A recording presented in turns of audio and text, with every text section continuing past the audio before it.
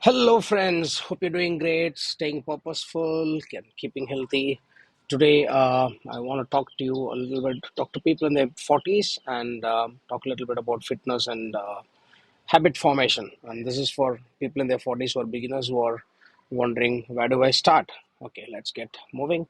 40s is an age of reminiscence, isn't it? Right? We will often rewind and play your glory days, recalling the sense of youthful exuberance and energy, and sometimes wonder where it all went amidst the pressures of the balancing acts of your family, work, career, parenting with a reluctantly growing acceptance that two-thirds of your life is really past and just have another 20-25 years of active life remaining. It's a kind of age where, for most people, reality kind of sets in. Health concerns start mushrooming a bit, and there's a sudden mature realization or understanding that a very small percentage of, let's say, the ambitions or the plans that you had for yourself have probably been met, and that too if you're very lucky, you've met some of it, right? But that's a fact of life. That's how life is designed, so we have to get used to it. Given this context, I think midlife, that is, life in your maybe late 30s and 40s, is isn't very smooth for most people, and actually people are extremely vulnerable at this ages. No wonder people above 35s and close to 50s form the most are the majority age range for people who have even depression and other disorders in some cases, and they take a lot of medicines and tablets too.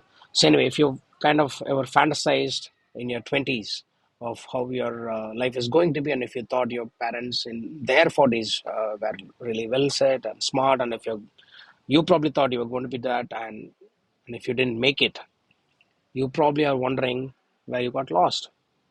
And if you've changed your mind and come to the realization that your parents were just as humans as you are in your 40s, right?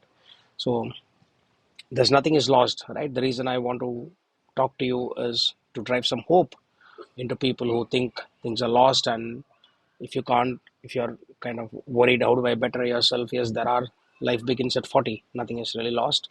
And I want you to know that you can be the best version of yourself, and there is no other competition.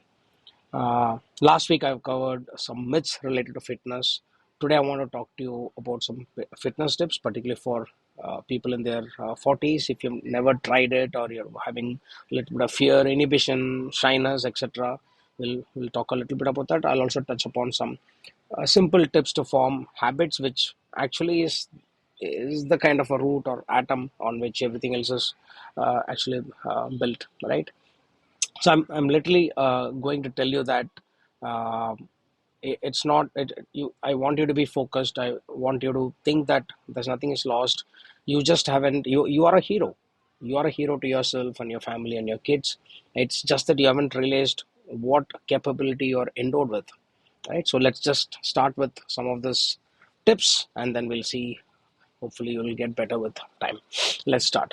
Since you're in 40s, it's quite likely that you might have some minor health issues. So it's better that you first get your blood test done and also consult a doctor before you start any exercise routine. This is non-negotiable, particularly with a lot of news coming in these days of literally fit people in their early 40s, mid 40s, dying due to cardiac arrest, etc. It's not worth taking a risk, so you might want to just get your basic blood test done, check for muscle repairs, pains in joints, health and bone issues. Just get it out of the way. Talk to a healthcare professional before starting off, particularly to you should know what kind of exercise to avoid in general, right?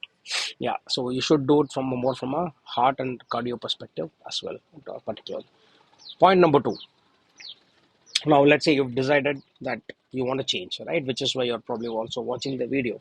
Now if you've decided to start and you're a little confused, that's usually the case with most people, including me. And what do we do in that case? We start googling, watching videos like this, and figuring out, okay, somebody has done it, let me just try and mimic him. But that's not typically how it works.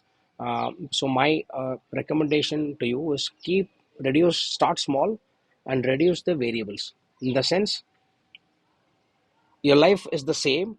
The only extra thing you're adding to your existing life, right, is to add just one variable that you can reasonably perform extensively and consistently for a long periods of time. Is that clear? Okay. So the reason is you aren't used to doing, let's say, a physical activity or any forms, right? It's been a long time, and it just looks suddenly, if you set a goal that I want to run a marathon, I want to have 15-inch biceps, or visible abs, etc. It just looks daunting, and in fact, not just daunting, it's almost impossible to even do that. Your brain isn't rewired for that. You're a tyro, you're a beginner, so it is very difficult, and it doesn't work that way, right? Or let's be in the same, one of for example, let's say you want to run 5 kilometers, 10 kilometers, or let's say you want to get your visible abs, whatever that may be, in the gym, or train for MMA, etc. Just start small. It could be like, I want to walk 200 meters a day, maybe 3-4 times a week, in the mornings or evenings. Set a specific time if you want to be particular. So the idea is to remove the friction, keep the goal reasonably small, such that it becomes a extended version of yourself, or becomes part of your life, and you don't have to think too much about doing it. It could be walking, swimming, going to the gym, whatever your goal may be, right? Well, you can decide that for yourself, but keep it very small and reduce the variables, right? Make it as easy as possible for you to do. But of course, when I said 200 meters a day, it's quite small. Maybe you can keep 500 meters or 1 kilometer a day, which is slightly better. But even 200 meters a day, if you can do it extensively and consistently for about even 2-3 weeks, that's pretty good. It's better than doing nothing, isn't it? Okay, so that's one thing. Write down things and keep the variables pretty small. Number three, set measurable, actionable, monitorable goals, right? I mean, in some parlance, people call it as a smart goals. It has some extensions. Effectively, it boils down to the same thing.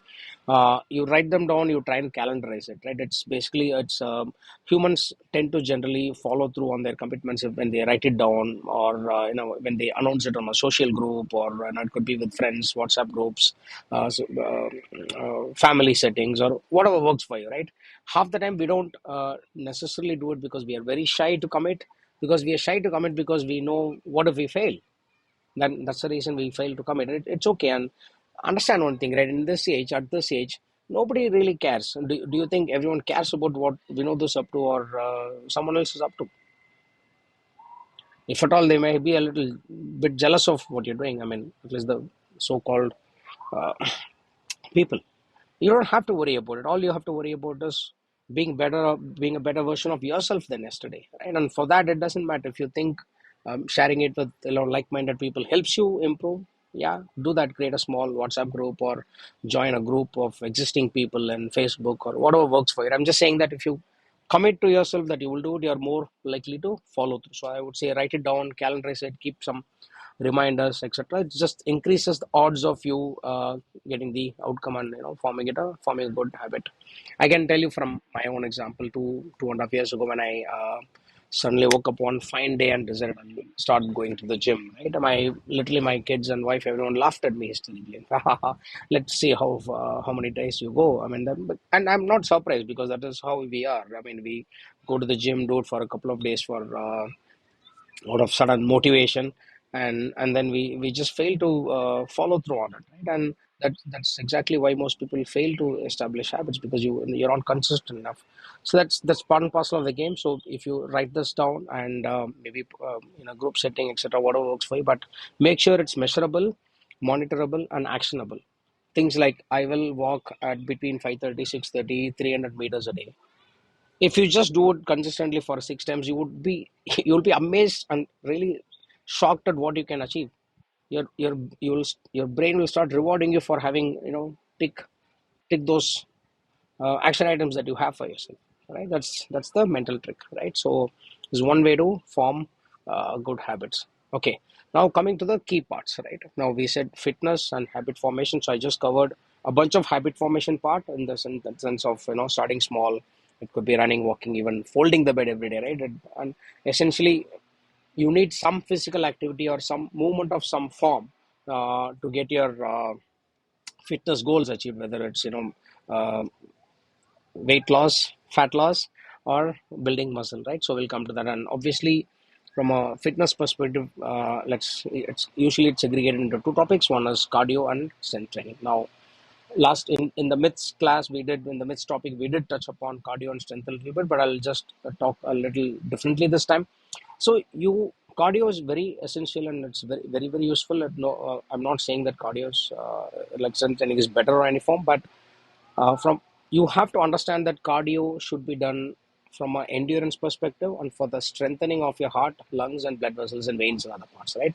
It's from that perspective. So on that there is one metric that is tracked, which is largely linked to uh, a kind of a proxy or an indicator for your longevity, and that is VO2 max. What is VO2 max? It's the max volume of oxygen that your body can utilize during intense exercise.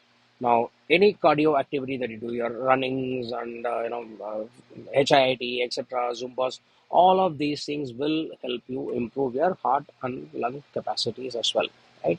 So, from that perspective, making sure your endurance improves and your VO2 max improves is great. So that's pretty much on the cardio front. Now, the king of all things that I rely on again and that I would like to emphasize repeatedly is don't ignore strengthening. In fact, this should be in conjunction, done in conjunction with cardio. Even if you're not doing cardio, that's okay, but don't miss out strength training. And that's because when, as I told you last time, what is strength training? You're essentially to lose fat or and then subsequently to lose weight, you are building muscles. That's it. Right?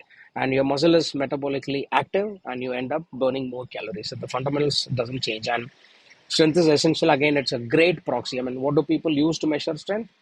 Today, people use grip strength. Now, grip strength is a great proxy for your strength. And that's again a great proxy for longevity. Much like VO2 max from a health perspective, muscle strength and lean muscle mass is a great proxy for your longevity. So don't ignore this. Don't think that you're in your 40s, it's not required. It's for people in their 20s so that they can look hot and fit, etc. That's great. At that age, people do that, to get girls or boys, whatever works for them. But who said you can't do it in your 40s, right? It doesn't matter. Loss of muscle, bone strength is actually a problem for people above 40 and it just exacerbates with time. So I would strongly suggest and recommend and even implore you that do some form of strength training. Ideally, if you're starting off for beginners, doing it even twice a week, maybe thrice a week for 20 to 30 minutes a session is more than sufficient. That's it. Just go to the gym or buy dumbbells at home, whatever works for you, right? I mean, I would say going to the gym is better because you see people, it can motivate you a little bit. You can start bonding with, a couple of friends there, bro, romance, etc. But if you're not up for it, you're feeling a little shy because you have a huge belly pot, you look, that's okay. That's how everyone starts. So go to the gym, get your body and get your body moving. Just movement is very important. Do a little bit of cardio. Ensure you track your VO2 max and start lifting weights. There is no other two ways about it. You have to start lifting weights. And here, a lot of people miss out on one thing. They think, oh, uh, what's the best time to go to the gym? What shoes to wear? Oh, what kind of dress should I wear? Linen versus cotton versus etc. Acrylic. So this is a classic recipe for delaying things or not doing the things that you're supposed to doing. Your job is to just move your fat ass into the gym and just start doing. That's it.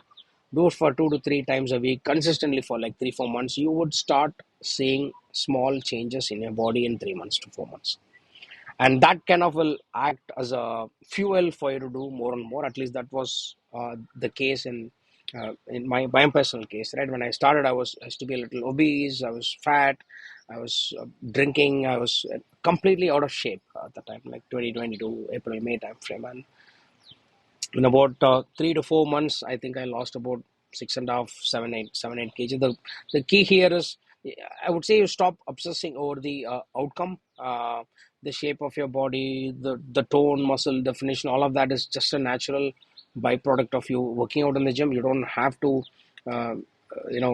worry too much about it. Just start, and just see in 3 months, 4 months, how much of progress you made. It's an amazing compounding result that you will have in due course.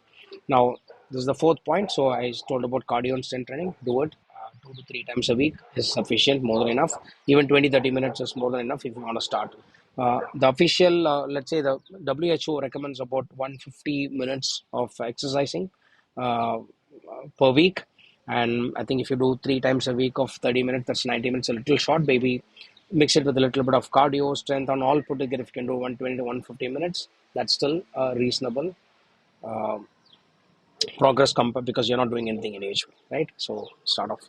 And again, comes to the last topic. So to lead a reasonably healthy life, healthy, purposeful, happy, whatever we call it, right? Sleep and diet are also very essential, but I am not going into it at this time because I don't want to introduce too many variables at this point. It can become extremely daunting for someone to say, oh, you have to take care of protein measures. Tracking all of that becomes too complicated for a beginner. So I would say everything else being the same, all you're adding is another 90 minutes to 120 minutes of a mix of cardio and strength training. That's it. And you're moving a little more, maybe post lunch, post dinner, or climbing a little bit of stairs, parking your car, 100 meters away from your office and walking. So small changes which you can introduce in your life for the first 3 months is more than sufficient. I hope this helps you, propels you, and motivates you to start your fitness journey. Let me know how it goes. And if you have any questions, feel free to comment. I'll see you next week with a new topic. Thank you. Cheers. Bye.